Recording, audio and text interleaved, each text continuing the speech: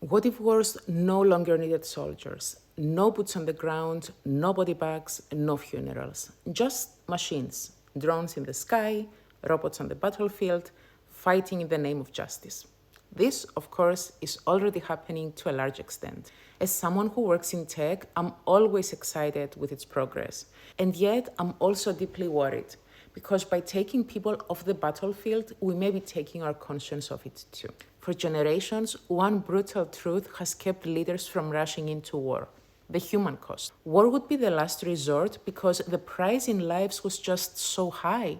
In democracies especially, this casualty aversion held real power. Think of how quickly public support crumbled during long bloody campaigns of the past.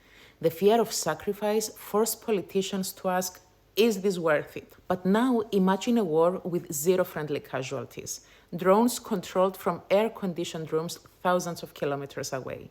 Suddenly, that great deterrent, the risk to our people, evaporates. Leaders find it easier to say yes to war, knowing their political cost will be low. There's no need to explain to grieving families why their loved ones died in combat, because the ones in harm's way are disposable machines. In this new calculus, military action starts to look cheap. The moral brakes that once made us hesitate no longer apply. And what about the general public? Without visible sacrifices, will we even pay attention? If a war doesn't interrupt our daily lives, does it become just background noise on the news? We become indifferent to wars fought in our name because we bear none of the suffering. The pain and bloodshed happen only on the other side. Out of sight, out of mind. In a way, these new weapons don't just save our lives. They also spare us the guilt and grief that ought to accompany the decision to take life. Technology is also changing how war itself is experienced, and not for the better. A drone pilot can deliver lethal force by clicking a mouse as if playing a video game. The enemy isn't a person with a name and a family. They're a blip on a monitor. When we wage war at a distance, we risk dehumanizing our adversaries and ourselves.